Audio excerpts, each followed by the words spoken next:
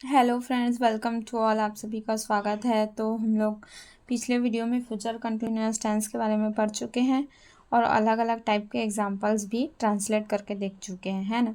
तो आज हम लोग पढ़ेंगे फ्यूचर परफेक्ट टेंस के बारे में। ओके, फ्यूचर परफेक्ट टेंस की पहचान क्या होती है, तो चलिए आइए देखते हैं।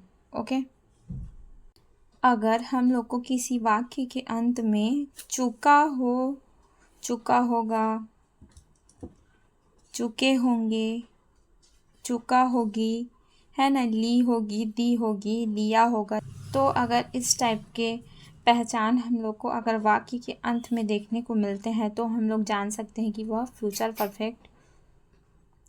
परफेक्ट कंटिन्यूअस टेंस है। ओके, आई थिंक आपको क्लियर हो गया होगा। एग्जाम्पल फॉर, जैसे कि राम गाना गा चुका होगा, तो यहाँ भी हम लोग को लास्ट में मिल गया चुका होगा। सीता घर जा चुकी होगी, तो चुका होगा, लास्ट में इसका पहचान जो है हम लोग को मिल गया। तो आई थिंक आपको क्लियर हो गया होगा। ओके, तो आइए स्ट्रक्चर्स के बारे में देखते हैं। तो स्ट्रक्चर्स के बारे में देखें तो सबसे पहले अफर्मेटिव सेंटेंस कैसे बनाते हैं, इसका स्ट्रक्चर क्या है, यानी सकारात्मक वाक्य होता है ना अफर्मेटिव सेंटेंस यानी।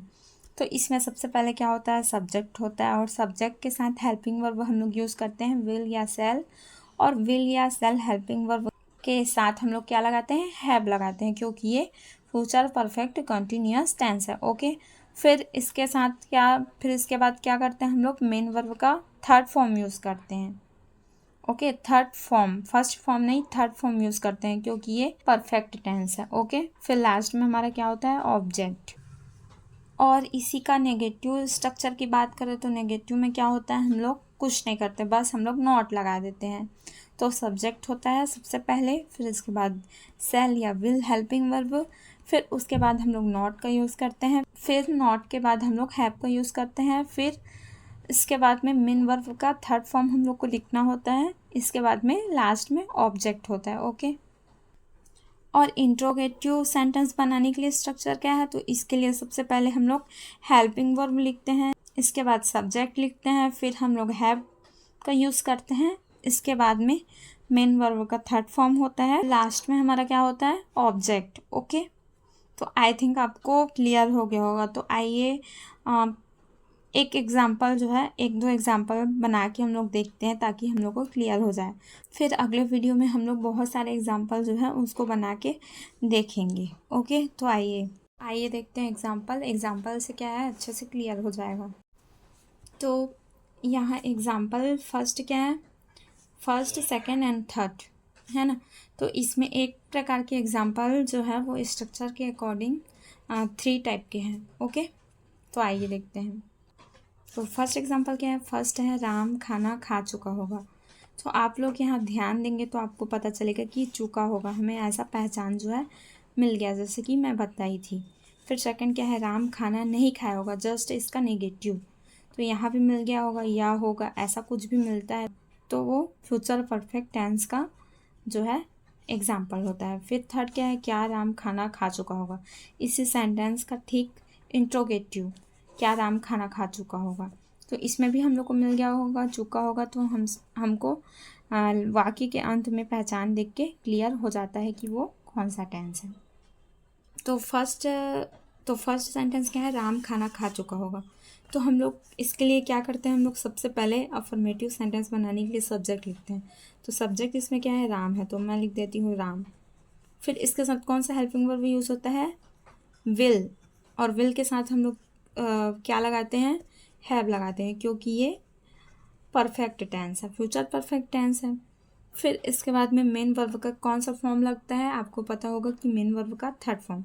तो वर्ब क्या है इसमें, खाना खाना, है ना, खाना खाना, तो उसको क्या बोलते हैं, ईट। तो ईट का थर्ड फॉर्म होता है ईटन, तो हम लोग लिख लेते हैं यहाँ ईटन। फिर क्या लिखते हैं लास्ट में, ऑब्जेक्ट। तो ऑब्जेक्ट क्या है, तो लास्ट में ऑब्जेक्ट है हम लोग का फूड, यानी खाना, यानी फूड। तो राम विल हैव ईटन, क्या लिखेंगे, फूड, फूड।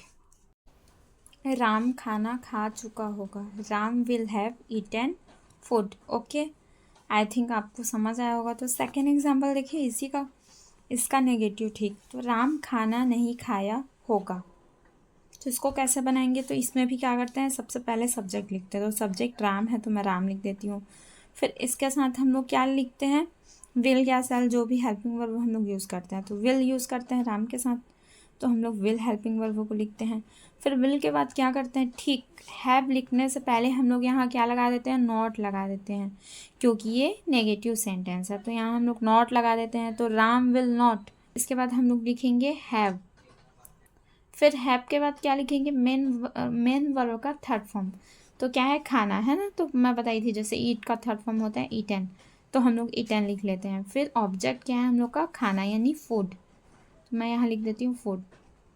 तो यहाँ क्या डिफरेंस है, बस हम लोग विल और हैव के बीच में नॉट का यूज़ किए हैं, बाकी सेंटेंस पूरा सेम है। तो राम खाना नहीं खाया होगा, Ram will not have eaten food. Okay, तो थर्ड एग्जाम्पल क्या है, थर्ड एग्जाम्पल है क्या राम खाना खा चुका होगा। ये हमारा कौन सा एग्जाम्पल है, इंट्रोगेटिव का। ओके, तो इंट्रोगेटिव में क्या करते हैं, सबसे पहले हम लोग हेल्पिंग वर्ब लिखते हैं।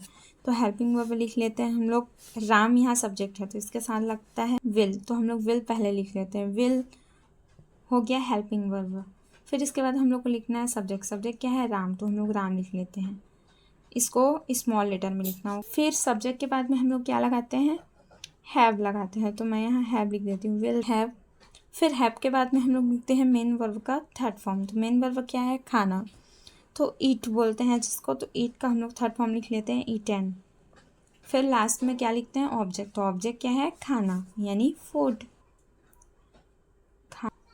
फिर लास्ट में क्या लगाएंगे, क्वेश्चन मार्क।